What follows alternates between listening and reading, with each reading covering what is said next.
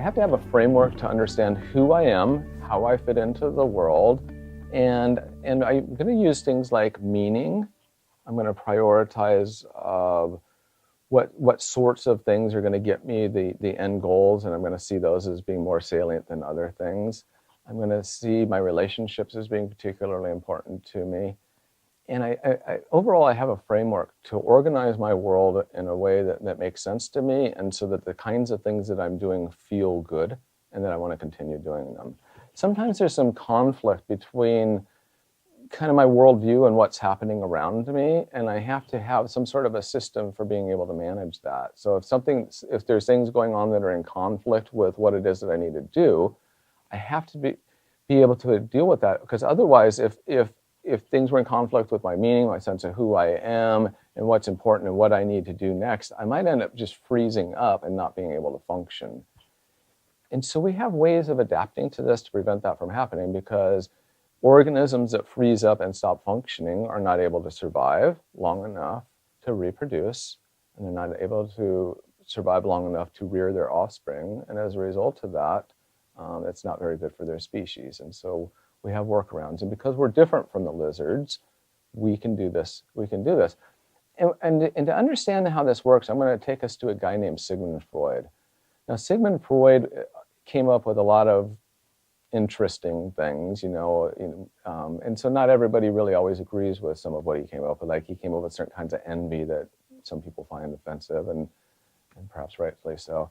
But he did come up with something called defense mechanisms. He listed 10 of them, to be specific. And you'll be hard-pressed to find anybody in the field of psychology that disagrees with this concept of defense mechanisms. His idea was that we have the ability to kind of distort reality to prevent our psyche from information that would be too challenging to allow us to continue functioning.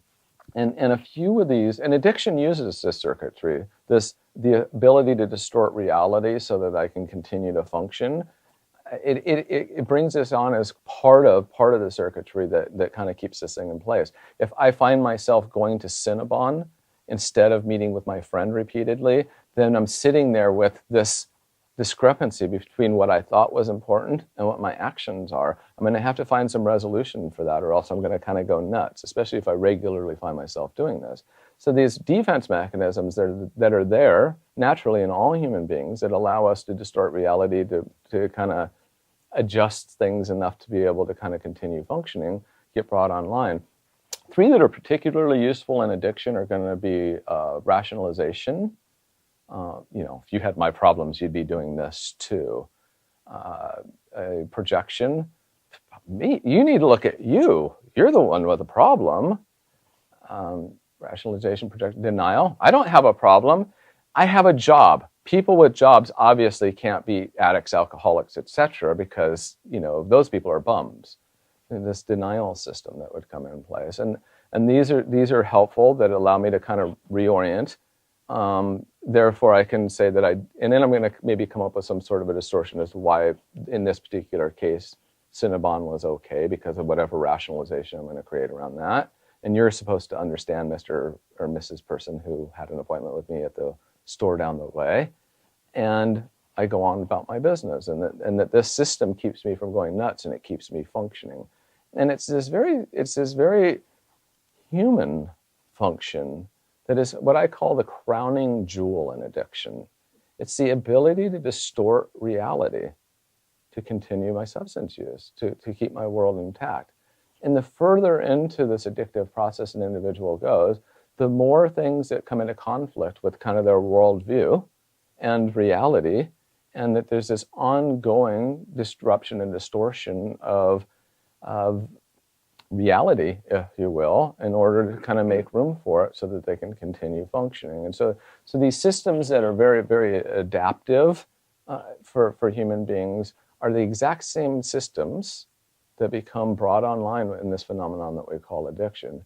And as time goes on, more and more of these adaptations, this denial, this rationalization takes place until the individual starts changing who they are, changing what's important in the world, changes some of the kind of fundamental components of their whole entire worldview, where the importance of substance use gets brought online as being as a primary need for their survival, which is how they really experience it, and therefore it becomes adaptive regardless of the situation. Reality is distorted sufficiently enough to make room for that. Unfortunately, at times they're faced with what in a 12-step community they call moments of clarity, where there's some distress that's created. But defense mechanisms are strong. If I experience this moment of clarity without some sort of crisis or intervention to change something, given enough time, defense mechanisms will eventually come back online and protect me from that reality. There will be a good and an adequate distortion to kind of get me rolling again and get me back off to the races. And maybe this is another thing that you might have been observing with your loved ones that might make sense. So it's like, why can't you see what I see? Well, the truth is they can't. They could if they had a choice about stopping for Cinnabon, for example. But since they already stopped for Cinnabon and they keep doing it, they got to come up with some sort of explanation for why it's happening. And this isn't a choice. This is this neuroadaptation in their brain, in their physiology, which is what neuroadaptation is,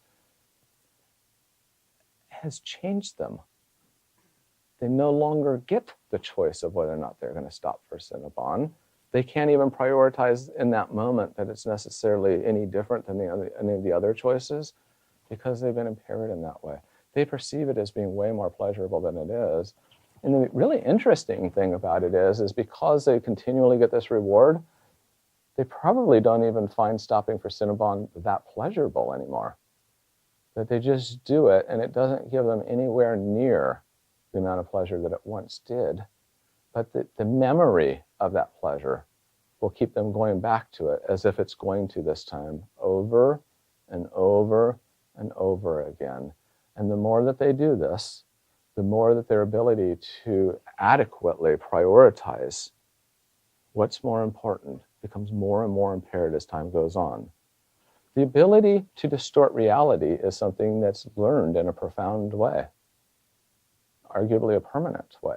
The ability to distort reality. We're all capable. You'll notice that every single thing that we're talking about in addiction is something that everybody in the room has. We all have this physiology. We all have these structures. They're very adaptive and they're necessary for our survival. And without them, our ancestors never would have got us here. Every single one of them. However, in addiction, things change. And there's this adaptation to this. Now the individual thinks they know who they are, but that entire framework has been developed around distortions in reality to facilitate this phenomenon. They actually like it. They see it as a preferred way of being. They've changed from who they were. If you were to go back in time and when they were younger, is this what you wanted for yourself? Nobody would say that. There isn't an addict on the planet that if they were able to really be accurate about what it is that they're experiencing in the present day in active addiction, when they were a kid would have said, yeah, that's what I'm shooting for right there. And yet, it's integrated in their very being and seen as preferable, and it makes sense. It actually makes sense to the individual. That's what we're dealing with here. And just stop it too like I do isn't going to work. That's why you can't impose consequences on an addict and expect them to respond to those consequences the way you would.